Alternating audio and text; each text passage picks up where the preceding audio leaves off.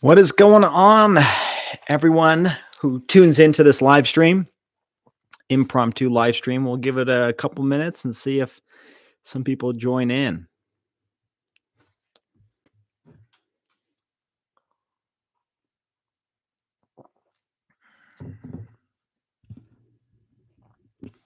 Looks like we have one visitor.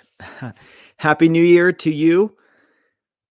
Hopefully, you guys are having a good New Year's Eve. We'll give it a few minutes to see if some people join and have any questions about the channel. Got the Ford Bronco behind me in the garage, the Dodge Challenger over there to the right. And it's been a fun year with a couple fun, cool cars.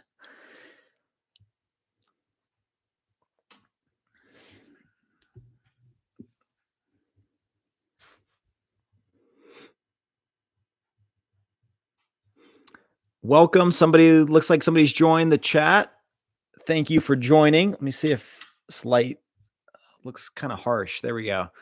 Happy New Year's Eve to you. Hopefully you've had a good one so far. Today is kind of an impromptu podcast live stream where I just wanted to meet some of the newer subscribers, get to know you guys, have you get to know me. Feel free to ask any questions you may have. And, it shouldn't be too long of I keep calling it a podcast. It's a live stream. It's not a podcast, but feel free to leave any questions or anything in the chat and I'd be happy to answer them. Like I was saying earlier, got the Ford Bronco here and the Dodge Challenger over there. It's been a good year with these cars. So far, I've really just been driving the Bronco. I hit about 22,500 miles on it. So it's been a little bit over 2 years. I love your Dodge Challenger RT Scat Pack. That's go_crazy_4KT. Thank you so much. I appreciate it. Yeah, that car will always have a special place in my heart. For some reason, I think there are times where I enjoy that car more than even the Hellcat. I think it was just, I don't even know what. Maybe it was the shaker hood. Maybe it was the color. I've talked about in the past how I think the Challenger Hellcat is probably overpowered. It's hard to put that power to the ground. And the Scat Pack was kind of the right amount where, not that it was easy to put that power to the ground, but it was a little bit easier than that in the Hellcat. And that car just looked like a retro muscle car. And I think that's why I liked it so much. And it was also, more affordable. And so I've talked about this in other videos. You're not as worried about driving that car as you are maybe this one. So I'm trying to get one. I'm saving for one. It's hard. Yeah, I hear you, man. And good luck. Cause I think prices are going to start coming down. They already are. So I think maybe next year you might have some better luck for it. But I totally recommend the Scat Pack. I think of all cars, even though, Hellcat has the lore of being the ultimate muscle car, I honestly think the Scat Pack's just fantastic. And you won't be disappointed. The only thing is you just got to get used to people asking, is that a Hellcat or, whatever. But they do that no matter what car you have. Unless you have like a Demon 170, people are probably still going to ask that question. So Am said, I have a cheap ass 2010 3.5. Nice. Hey, I mean, if it works, it works. But now I'm not sure what is the 3.5 engine in? What did they have that in back in 2010? Because I know the Pentastar is at a 3.6, I believe. So let me know in the comments what car you're driving. But go crazy 4KT asks, should I get an RT? Obviously your finances, you decide, but I would recommend spending a little bit extra or maybe saving a little bit more and getting the Scat Pack. And the reason I ask that is the RT is great. I mean, it's kind of probably the entry level V8 in the lineup, but I think the Scat Pack, you feel that power. It's a little bit more powerful. It sounds a little bit better. And I think it's worth the extra premium that you get. I think there's value in the RT, but in terms of MPG, they're almost identical anyways. And so to me, I think the 6.4 is the way to go. The RT may be a little bit more reliable. I know the 6.4s have that lifter failure issue. I don't have the stats on it to tell you the truth, but I would spring for an RT Scat Pack personally.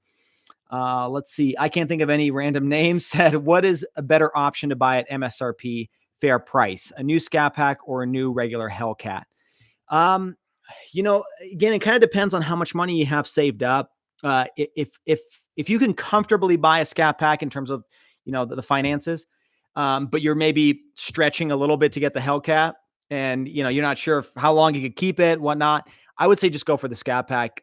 It's a solid muscle car. You're still going to have maybe 90% or so of the joy that you find from the Hellcat, but you're saving some money in the process. And it's still a fantastic car, especially they have now so many different trim levels, and options within them that you can customize it. I mean, obviously now you can't because they stopped producing them, but either way, at the dealership, if you find a Scat Pack, it's probably going to be one of just a handful of the type of vehicle that you're buying out there. So it's going to be more pretty unique. Same with the Hellcat, of course.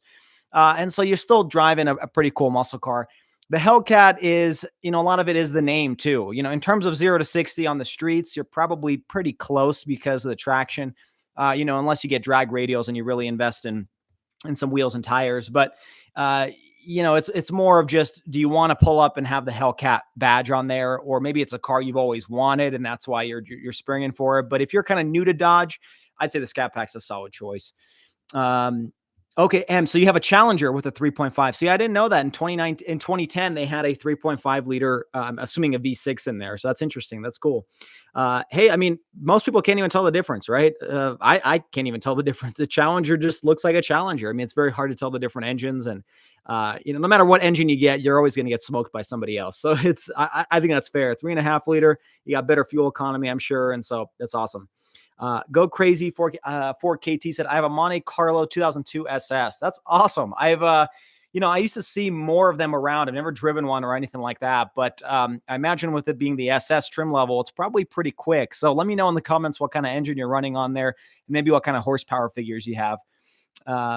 Let's see. Infinite Studio said 2021 Scat Pack wide body baby. Yeah, I mean, the other thing is, if you're looking at maybe a wide body Scat Pack versus a narrow body Hellcat, personal preference, of course, I like the wide body look. I'd maybe just go for a wide body Scat Pack. They're a little bit more unique because there's not as many of them out there because they didn't produce them for as many years. But, test drive one and see, because maybe the sound of the Hellcat supercharger and maybe the way it handles you might be okay with, or you like it. But Scat Packs, yeah, like I said, 90% there. I can't think of any random names. Said, I have a Go Green Challenger and they only made that special green for 2017. That is a beautiful color. I remember seeing it back in the day. Do you think if I hold on to the car, it'll be worth more than Challengers with other colors because Go Green is rare?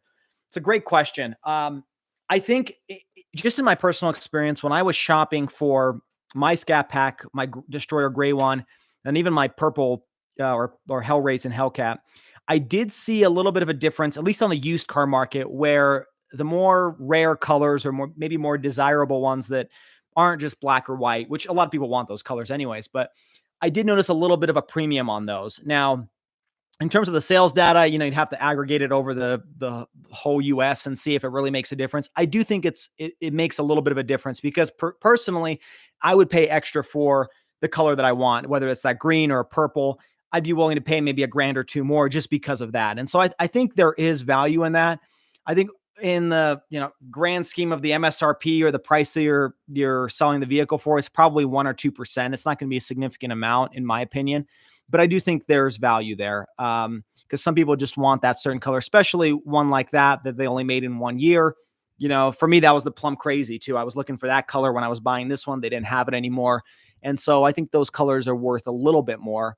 But that brings up a good topic in terms of the collector the collectorousness, if that's a word, of these types of vehicles. Like, I hear all the time, keep on to or keep hold of your Hellcat because it's going to be worth more in the future. And I think that might be wrong. I could be wrong as well, but I think certain trim levels that were limited production, like the Demon 170, even the 2018 Demon, maybe the Swinger edition, or I'm probably saying it wrong, the Black Ghost edition, some of those that they produced in limited quantities, those ones probably are going to hold their value or increase in value when it comes to some of those more expensive ones like the Demon 170. But I think with the Hellcat, I think Tim Kaniskis said they produced I think, over 100,000 vehicles with this particular engine. And so when you're hitting those types of levels, I don't know if they can be as collector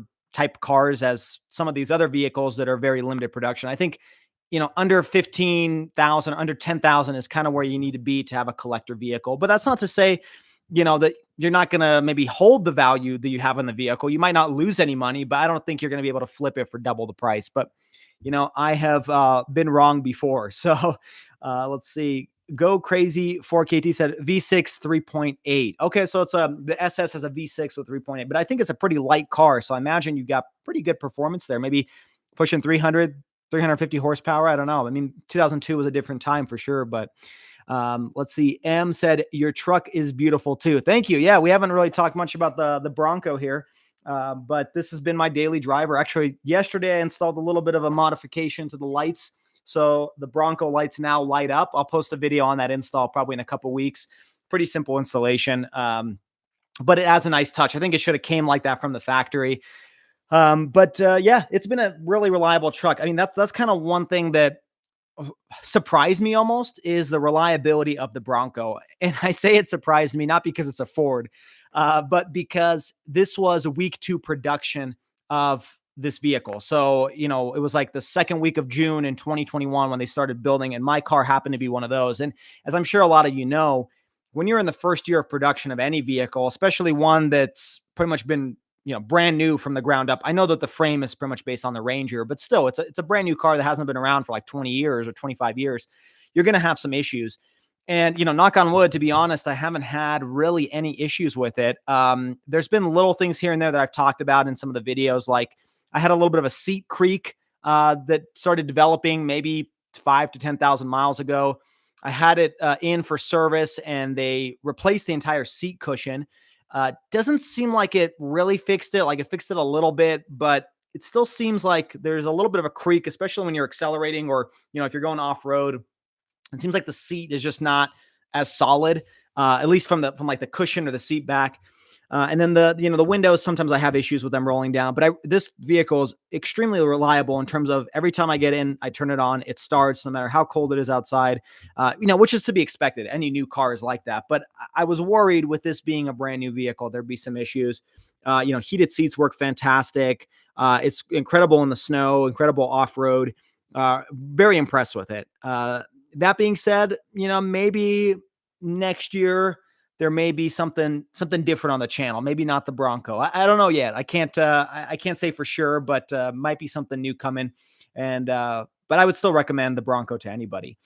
So Go Crazy at 280 horsepower from a 3.8 liter V6. I think that's a healthy amount of power, especially back in 2002. I remember there was a Mercedes like S-Class back then from the early 2000s that had like 300 horsepower. And I remember thinking that was an insane amount of power. And now it's crazy how you have 4 cylinders producing like 450 ponies. So it's a crazy time. It's crazy how much technology has changed in just the last 15 years. Is 2015 Dodge Challenger a good year? I haven't heard anybody really saying any particular year is bad for the Challenger. I think it helps that even though 2015 is when they updated it and kind of did the facelift, they didn't really change that much about it. I mean, some of the tech was new, of course, and the design was a little bit different on the inside, but the car, I wouldn't consider that a first model year run for the vehicle. It was just a facelift. And so I think it's a generally reliable car.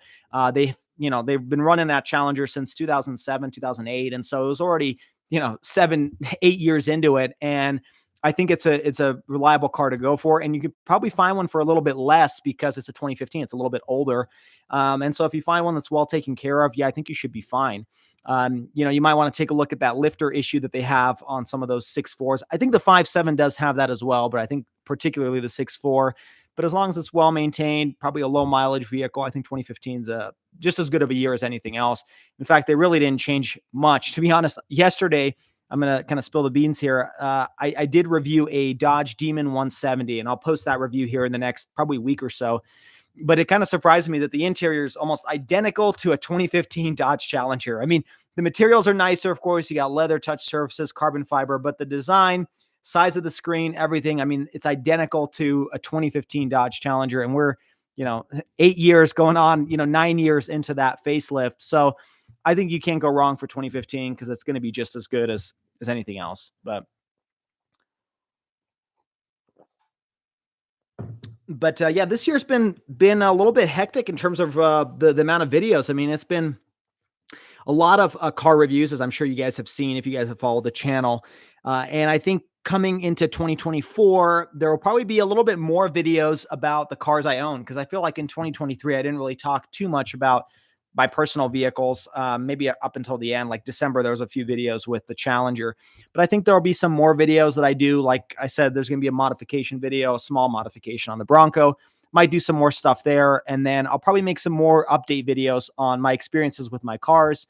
I'll, of course, be driving the Bronco a lot more in this upcoming year as well. And so there will be some more updates, maybe the 30,000, 40,000 mile mark if I still own the vehicle at the time. And then, of course, I'll still be doing some different car reviews as well, because I enjoy doing those. I think they're fun. It's cool seeing the new technology that's coming out. And hopefully, we'll see. There's been no talk yet, but hopefully in the near future, we'll have an update as to what's happening with Dodge and what vehicles they're going to be producing, in 2025 and beyond. I was just talking with the owner of the Demon 170 actually yesterday, and I'm just shocked that to this point, we still don't know what Dodge is really releasing, and they've already ended the Dodge Challengers. The last 170 and the last Challenger rolled off the assembly line, I think December 21st or 22nd. And so they're done. And, I don't really know what's left. I mean, I think they maybe are still building Durangos, but those are coming to an end. And the brand is really probably surviving off the Hornet, which I don't think it's selling too well, or maybe as well as they wanted it to. So for 1 year, we may just be relying on one particular model to sustain the brand. And so I'm hoping they'll have some sort of big, crazy announcement. But I've been waiting for this for like a year, 2 years. If they're going to do electric, might as well just come out and show us what electric vehicle you're actually producing. Or if you're doing hybrid, just show us what it is, because I think people are just anxious. And I think at this point, they might be buying other brands, because there's really no word of what's coming next. I mean, Ford's still producing the GT with the 5-liter Coyote V8. It's a fantastic vehicle. Chevy still has the Corvette, although the Camaro is going kind of into the sunset. But they all have it, but Dodge isn't. And I think, it's kind of scary. And part of the reason I think that they're maybe in a weaker position is because they're owned by this international car brand. They're Stellantis now. I think Peugeot and Fiat and all those have merged. And so I don't think they really have all the say in calling the shots. And I think for that reason, Ford and GM are a little bit in a stronger position, because they're kind of their own boss to a certain extent. And so they can make these vehicles for the American market, whereas Dodge is now going to have to make them for international markets. And, there's a lot of car enthusiasts or muscle car enthusiasts in Europe, but I would say there's probably less than here in the US. And so I don't know. I'm just kind of waiting and seeing what's going to happen. I'm even just curious what their electric vehicle is going to look like. And, in a world where you've got really fast electric vehicles, can they really compete with their technology? We'll see. Hey, is it the last year of Challenger manufacturing?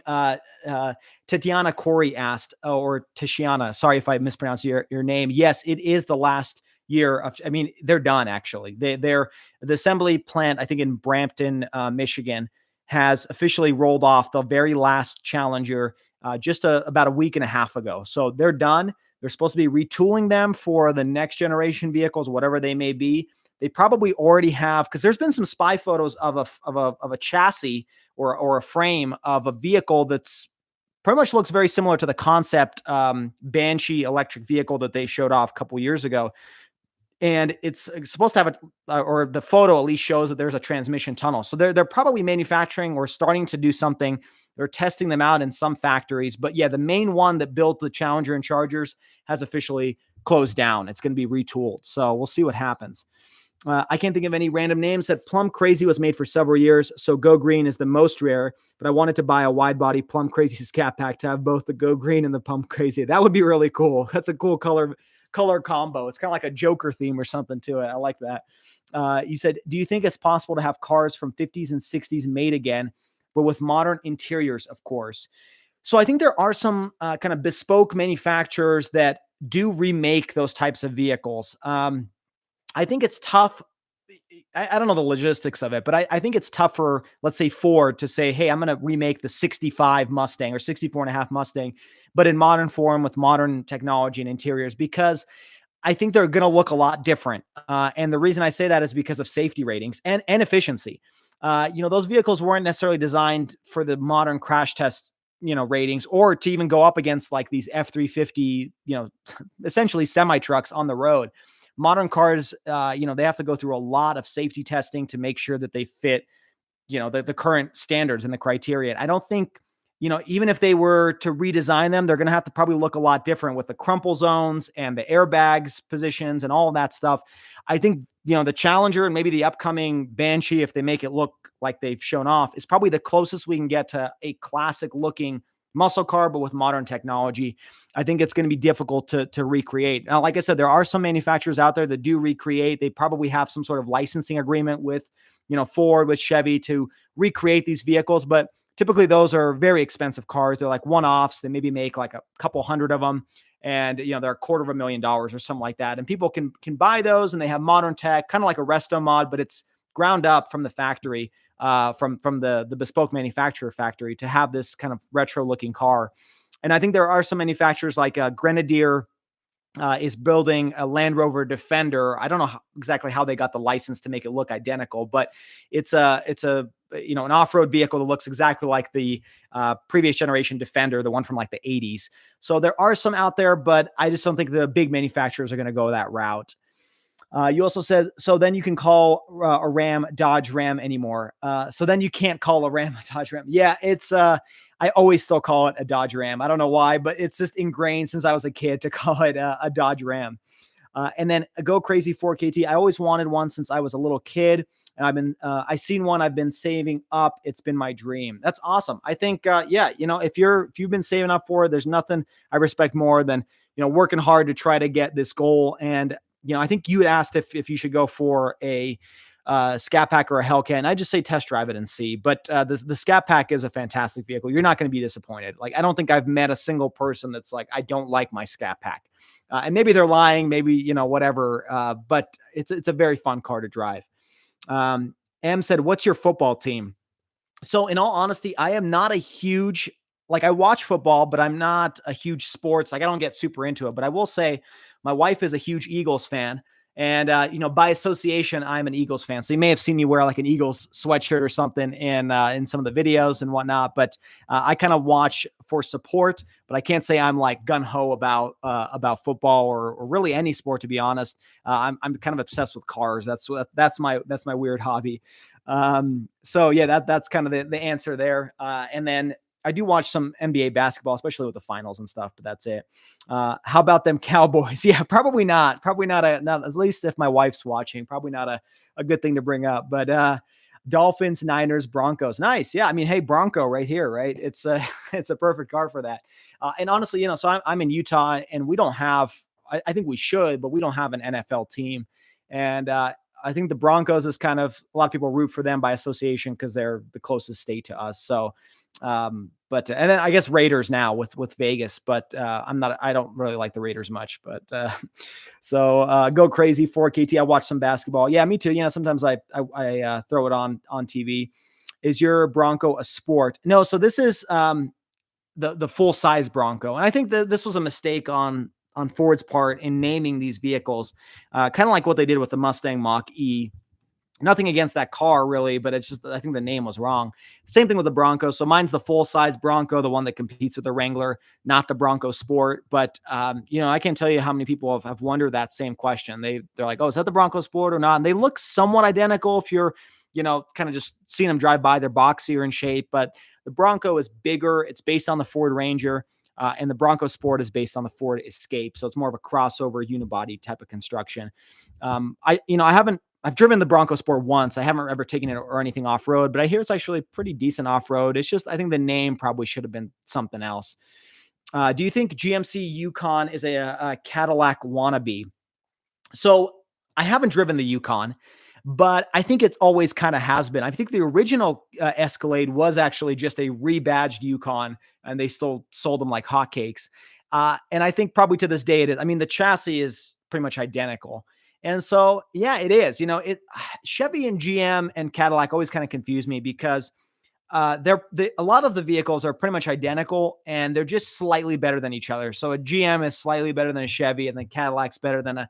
And I respect the vehicles. I've actually when I reviewed the Cadillac Escalade V, I wanted to buy one. I mean, they're fantastic. It's probably one of the most comfortable vehicles I've ever driven in, and yet you have that horsepower, that sound. I mean, Chevy and GM, Cadillac, they make incredibly comfortable vehicles.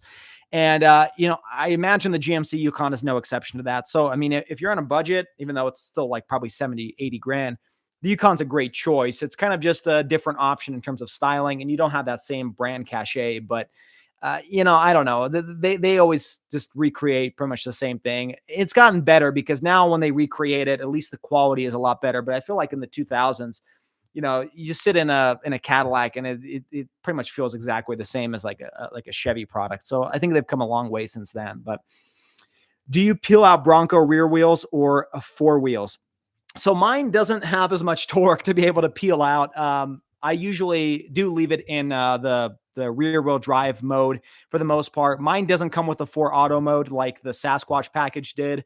I didn't get that package when I purchased the vehicle. But it's got a pretty good amount of torque. Honestly, it surprises me how quick this vehicle feels. I came from having a vehicle with a 2.4 liter 4-cylinder naturally aspirated before this one. And then sitting in this is plenty of power. Mine's just the small 2.3 liter. So they have the EcoBoost 4-cylinder 2.3, and then they have the V6. I think it's a twin turbo 2.7 liter. So mine's the smaller engine of the two. And mine's got the big, beefy 35-inch wheels and tires. It's not a light car. It's a 4-door, so it's pretty heavy. But that engine is amazing. And I think they use that same engine in the Mustang and some other models as well. And I got to say, I don't think you need the 2.7. I've driven both, and the 2.7 is definitely quicker, but this is no slouch by any means, especially considering the weight and the size of this vehicle. And the fuel efficiency is okay. It's about 19 combined.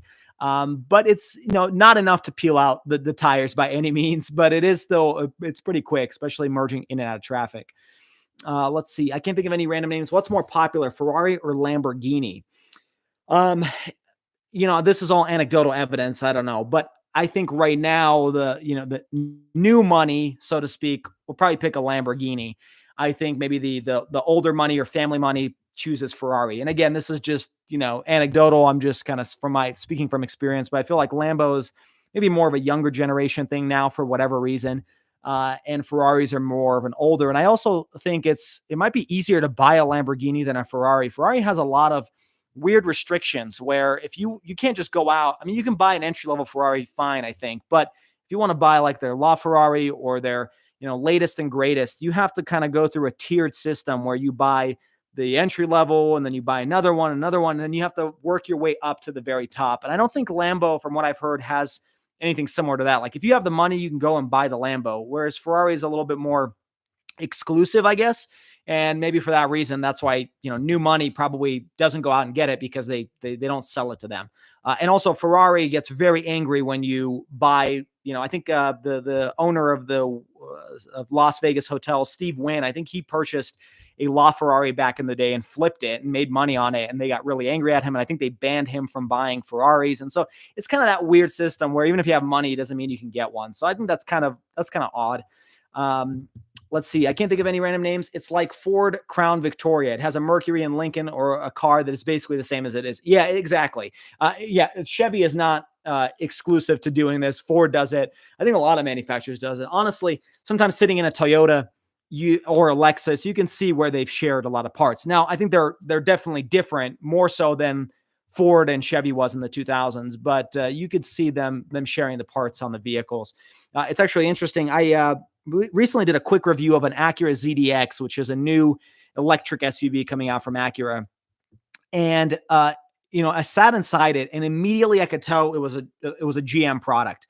And now I knew it was to begin with, but even if I hadn't known that, just sitting in the vehicle, I could tell like even though Acura and GM are not owned at all by each other, right? They're separate companies. They happen to partner together for this vehicle, or I should say Honda partnered with them.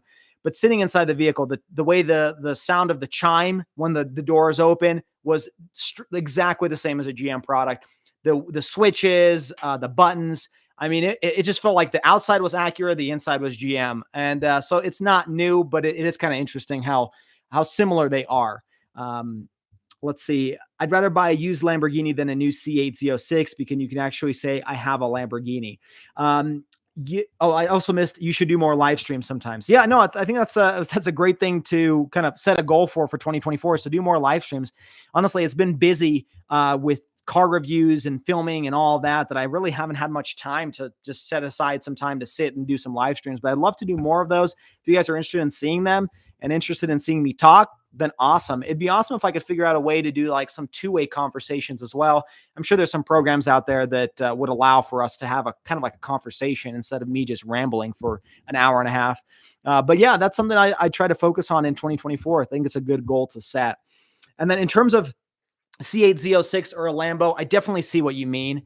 For me, I don't know which one I would take because, when you're looking at a C8 Z06, you're $150,000+. You can get a slightly used Lambo for probably about the same price. And it's questionable. The Z06, honestly, I think would probably perform a little bit better on the track because it's the latest and greatest technology. They have just some incredible tech. Incredible engineering in that vehicle. And, I when I made a short about, or I actually made a video about the Z06, and I say it's only 151,000, people lost their minds because it's only 150. That's a lot of money. And I completely agree. That is a ton of money. And most people will never be able to afford it. But the engineering that went into that vehicle to design it to be what it is, with the amount of horsepower they get out of that flat plane crank, it really is an engineering marvel. And the fact that they can keep it at about $150,000 is impressive. I mean, if some of these other more luxurious or more sporty manufacturers made a car like this, they would charge $500,000 and up. And even the E-Ray, for example, I mean, that thing's supposed to start at $100,000. We'll see what it actually is when it hits the dealer lots.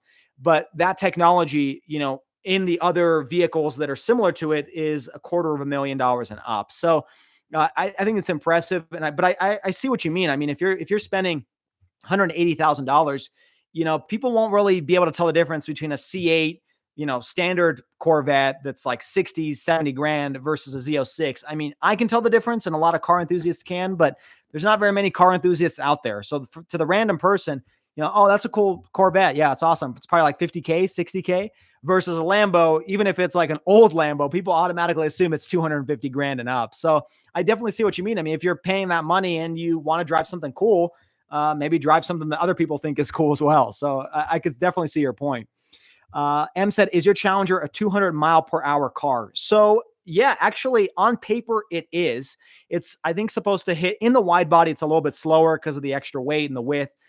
It's, I think, 202 or 203 miles per hour. I don't know if that's I ever be able to reach that speed. I think it probably is governor limited. So I could probably only hit like 150, 160, but there's really no roads here that I could take it on to actually hit those speeds. But it is technically rated to be that miles per hour. I think in the Chargers, they can go a little bit faster as well, but all of them can go over 200 in the Hellcat variant. Let's see. Was it more like Cadillac than Acura? Good question. Exactly. Yeah, it felt very similar to Cadillac. Although what's odd is, and I'm trying to remember the software because I only had a couple minutes with it. To me, the software almost seemed more like GM than Cadillac because I've sat in and done the Cadillac software, and it's a little bit different. It honestly doesn't feel like a GM or a Chevy software system.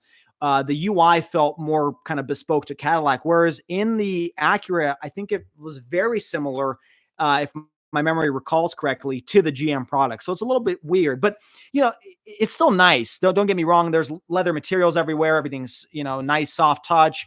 To the average person, they wouldn't be able to tell that this is a Chevy or anything like that. But to somebody who's sat in both cars, you can definitely tell the resemblance between the two. And I still think Cadillac is almost a little bit different. They, especially their Cadillac Lyriq, I think they probably the Lyriq and the Acura ZDX share the same. It's the Ultium platform, but for some reason the Lyriq seems a little bit different than the ZDX from a GM product, which is really weird because the Cadillac actually is a GM product versus the ZDX. Do you like spicy noodles ×2 and hot Cheetos? What are your favorite snacks? Good question. I'm not huge into spicy stuff. I'm not good at it. Like jalapenos is like as spicy as I get. In terms of snacks, I like unsalted, like assorted nuts. Cashews and peanuts and stuff like that. But I have a huge sweet tooth, so I do eat a lot of sweets, and I have to exercise often to try to keep off the weight. But really, anything, donuts, cookies, ice cream, anything sweets related. That's why this time of year is so hard because like typically you get so many sweets, pies, cakes. That's where I'm more of the sweet than the salty type of thing. But in terms of salty or kind of savory snacks, it's usually nuts. Let's see. M said, I love they try to make supercar attainable in the Corvette too. Yeah, yeah, exactly. I think it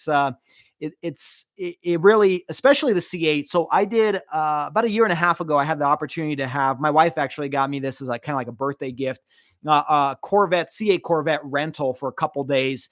And I did a review where I compared it to the Hellcat and stuff, but I was ready to go and buy one. I was very and this was the entry level C8. It wasn't even the equipped one with heated seats or anything like that. It was the base entry level because that's what they had available to rent here in Utah. And I was very impressed with it. I mean, when you sit inside of one, it does feel like you're sitting in a supercar. It doesn't feel anything like the Challenger. It doesn't feel anything like really any prior Corvettes. I mean, it feels like you're sitting in a, Lamborghini or a Ferrari.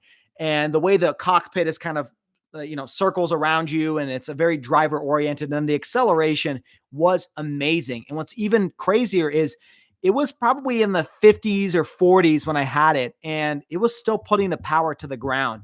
It's just crazy because there's not that much horsepower. It's like 475 or something like that, which, for a vehicle that can do 0 to 60 in like, 2.5 seconds or 3 seconds, it's crazy how those numbers add up because mine's 717 horsepower and I can't do 0 to 60 in that time. But this thing was reliably putting down the power, and it's rear wheel drive. And it's crazy the engineering that they did on it.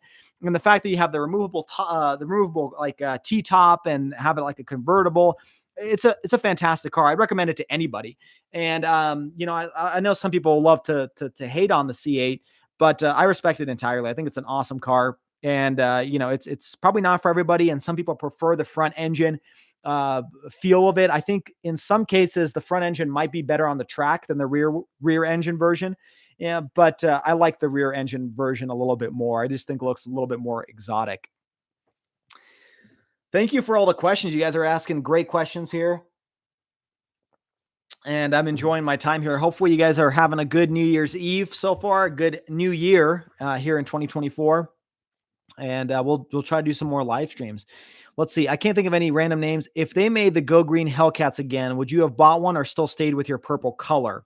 So I always loved the purple color, so I would still stay with that. But that's my personal kind of preference. When I was even searching for my Scat Pack back in the day, I was looking for the Plum Crazy purple one. I just, like I was talking about earlier, the prices were sometimes a little bit too high for those Plum Crazies. And also, I just couldn't find one locally. I even looked out of state. Some deals kind of fell through. So the gray one was what I could find, and I was very happy with it. I love that Destroyer gray color, but I still always had the purple kind of a special place in my heart. And that's why when I started shopping for the Hellcat, I was looking for that one, and I couldn't find the Plum Crazy in the new because that's where I was able to find a good deal. I've made videos about that in the past. So that's why I chose the Hellraisin. It was kind of like as close to Plum Crazy as possible. And I really like the Hellraisin color. I still don't know if I like it more than the Plum Crazy, but it's interesting because under the sunlight, this thing shines like crazy. I mean, it's got that metallic spec to it that the Plum Crazy kind of looks more retro. This looks like a modern rendition of it. And if you haven't seen one in person, it really is an amazing color. So I still would have picked the purple. What I will say, though, is with this last model year in 2023, I think you could have custom ordered, and I could be wrong, but I think they may be able to allow you to custom order at least the the Plum Crazy color. They may have allowed you to also order in that Go Green color as well, because they opened up the entire color choices with like the jailbreak version or whatever. And so there was a way I think you could still order some of those cars, but I don't think very many of them were made. Let's see. If they made the M said they took a long time to go from front to mid-engine because of the price, but I'm glad they switched. Yeah, I mean, I think there were concepts out there back in the early to mid 60s of doing a mid-engine Corvette, and then the price didn't make sense, and I think the engineering was a little bit different back then too. I mean, it was probably more challenging and harder to handle than it is nowadays with all the stability control systems and everything in place. And so it is cool that they finally pulled the trigger on it. I think true to heart Corvette enthusiasts are a little disappointed in it, but I think it makes sense. They say that they kind of reached the engineering peak of what they could do with a front engine Corvette, and that's why they moved to mid-engine. But whatever it is, I'm happy with it. I think, at the price when they first announced it, about $60,000, there was like nothing else like it out there for $60K to have that much performance. I think even to this day, even though the price has gone up a little bit, they're probably 65,000 starting price. And in the used car market, they've thankfully come down as well. I still think they're worth it. They're fantastic. Also a cool sweater too. Thank you. Yep. The Swayze sweater. I wear this in pretty much every video in the wintertime. And then I have the t-shirts as well, and they have different colors. So yeah, it's been a fun ride over the last, I've been doing YouTube for about 7 years now. I would say 7 or 8 years, and it's been fun. A lot of changes have happened over the years. And, I started this channel to kind of talk about my cars, just kind of provide some information. And it's definitely changed a lot. Now I'm doing more car reviews as well, but it's been a very fun ride. And thank you to all of you guys that are watching the channel, liking, commenting, enjoying it, interacting with me on these live streams. Really appreciate it. That's what makes this community fun. And I wish, we could continue to grow this even more, have a bigger community. That would be fun as well. But yeah, thank you all for all the questions. These have been great. Really enjoyed chatting with you all. And, we'll give it maybe another few minutes, see if you guys have any other questions. I'd be happy to answer. And we'll probably finish it off and let you guys go to partying on New Year's Eve, of course.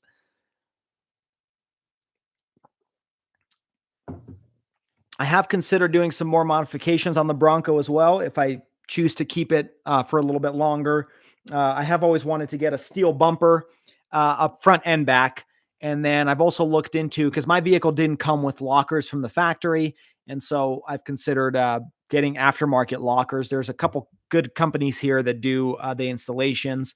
So I've considered doing that as well. But we'll see, because there are some potential plans to get something different as a kind of like my daily driver, and bring some additional cool content to you guys out there. So see what happens. As for now, the Challenger is probably staying on the channel. I recently made some videos about how I'm probably going to keep it, because I want to see what Dodge is releasing next. And if it's something really cool, maybe it'd be something to look into. Otherwise, this may be kind of the last of its kind. And for that reason, I decided to keep it for as long as I can, if possible, because it's the last, I would say, true muscle car. I think all the other vehicles are kind of moving away from that. I recently reviewed that Ford Mustang GT, and it's a fantastic car, but the interior does not look like a muscle car. I mean, it looks like something from the future. It's cool. It's got big screens and all digital dash, but to me, it's a sports car, not so much a muscle car. And the Camaro is going to be leaving, or it's gone already. I think 2023 is the last, or 2024 is the last model year, but I don't think they're going to be producing them very long. After that, they've already talked about axing them. And so to me, the Challenger's the last one, and now it's done as well. So I think the era of modern muscle cars has come to an end, but I also am optimistic about the fact that they came to an end back in the mid 70s, and then they came back. And so I think there's always an opportunity to bring these back. There's always some sort of nostalgia tied with these vehicles.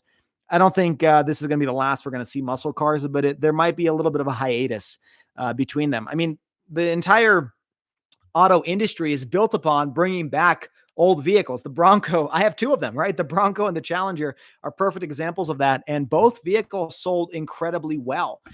If it wasn't for some of the gas or the CO2 restraints that some of these companies are facing, I think we would have seen the Challenger many, many more years. I think it is time for an update. So hopefully they would have updated them to begin with. But I think also, these manufacturers are smart, and they're able to create some new cool cars that just when you think they can't get any better, they end up coming out with something that's really cool. So we'll see what happens. I'm optimistic about it. I think some people who are Mopar enthusiasts are really upset as to what Dodge is planning, and they're just waiting for an update, myself included. Actually, I'm waiting to see what happens. But hey, it's been a few minutes. You guys haven't had any questions, so we'll probably wrap up this live stream. Hopefully, you guys, like I said earlier, have a wonderful New Year's Eve. Thank you for supporting the channel. I really, really do appreciate it. It takes a lot of work to put together the ideas, to go out to film and edit and all that. And so to see you guys watching the content, really appreciate it. It allows me to do some really fun stuff on the channel. And if there's a particular type of video you guys want me to make, feel free to either, leave that in the live stream or to leave it in the comments of some of the videos. I do read pretty much every single comment. Sometimes I don't respond to them because there's not much to respond to, but if there's any questions or anything I can help answer, I'm always reading the comments. So if you have some sort of video you want me to make, I'll be happy to work on that. Sometimes it takes a couple weeks to a month or two to be actually be able to make that video, but I will make that video eventually. So let me know what you guys like to see, but let's see. You do have a couple more questions, so thank you. New everyday driver will be a truck. Possibly, actually. Yeah, good guess. It may be a truck because, for one, I think trucks are very usable. But also there's one in particular that's kind of piqued my interest, but it may also not be a truck at all. So it kind of depends on what the pricing looks like and what happens, but we'll see. And thank you, Pippin. So awesome. Thank you so much for tuning in. Hopefully you guys have a great New Year's Eve and a wonderful 2024. Hopefully there's some exciting things coming, and maybe we'll do some more live streams, maybe like a monthly thing or something like that. So you guys can stay in touch and get to know me a little bit better, and I get to know you as well. Have a beautiful New Year too. Thank you so much, Em. Have a great day. Thank you guys so much for tuning in, and we'll catch you at the next video. Take care.